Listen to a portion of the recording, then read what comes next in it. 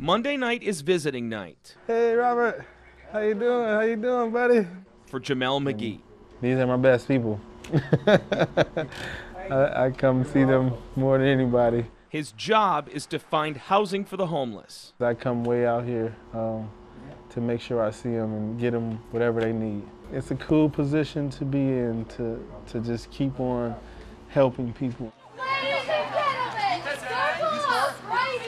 A few miles away, you guys ready to play a little capture the flag? Andrew Collins, Downtown St. Joe style, is also helping people. He's shaping lives. For those of you who are new to Young Life, as a youth leader, if you hear nothing else tonight, just know that we as leaders believe in you. He hopes the kids capture the flag. Go ahead and start! Along with a message. We all walk through things in life where we're going to either need to be forgiven or we're going to have to forgive somebody else. You start there. Andrew and Jameel are on similar paths. Wednesday for sure.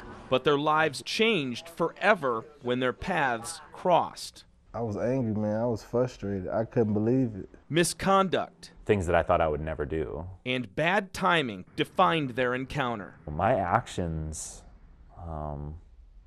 they affected an entire community. Leading to an improbable journey. He had no say in his freedom. That neither man expected. I thought about that situation every single day. He was Benton Harbor's best cop in the shop. I'd just been promoted to narcotics detective. Caught in his own success, every bust was a trophy. I didn't even view people as human anymore. They were almost prizes. Andrew's arrogance, very driven on result, led to a career of cutting corners. That was the culture. And corruption. It's those small integrity slips that lead to the bigger ones. February 8th, 2006. Not knowing that this day was finna go like this. Jameel was home waiting to see his son. First time we'll be getting to meet, and his mom was bringing him over, and I was excited, you know, like, yeah, let's see my baby. He needed to get food and asked a man he didn't know for a ride. We get to the store, I go right in the store.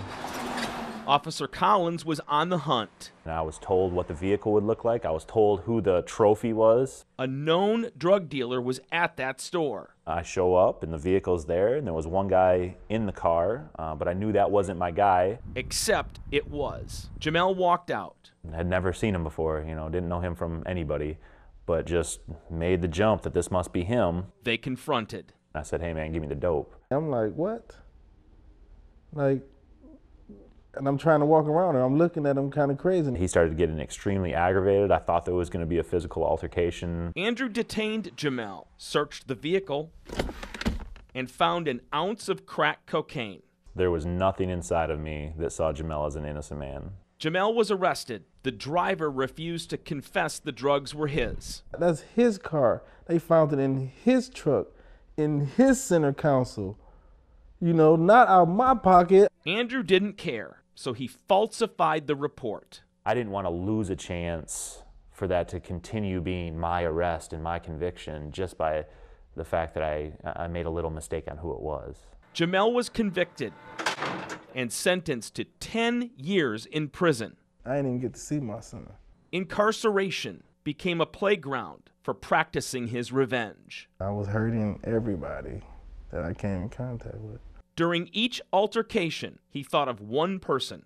I only saw Andrew. And his plans for when he got out. I would just kill him. Jameel needed a new mindset. I decided reading the Bible. He found one. God was giving me a chance and saying, hey, let this stuff go.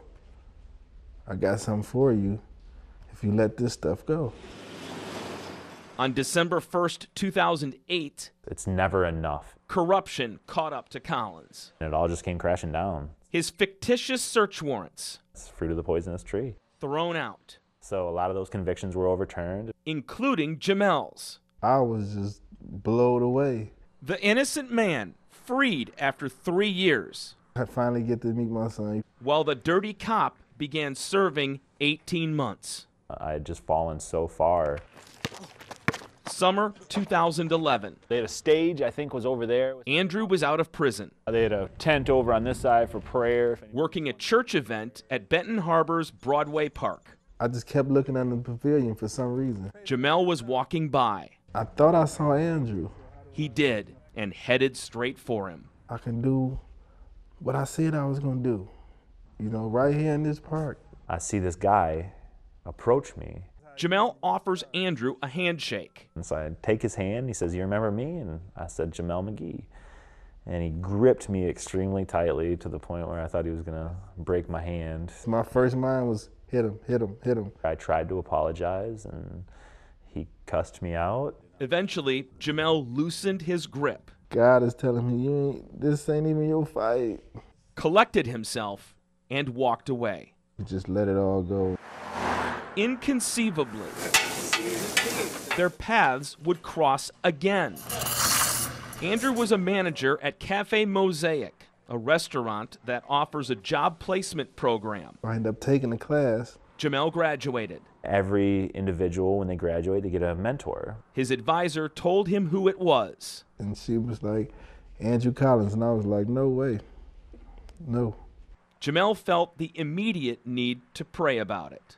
I opened my eyes and my book was on my desk, and it was two figures on the side of a mountain written in words, and one was putting the other one up.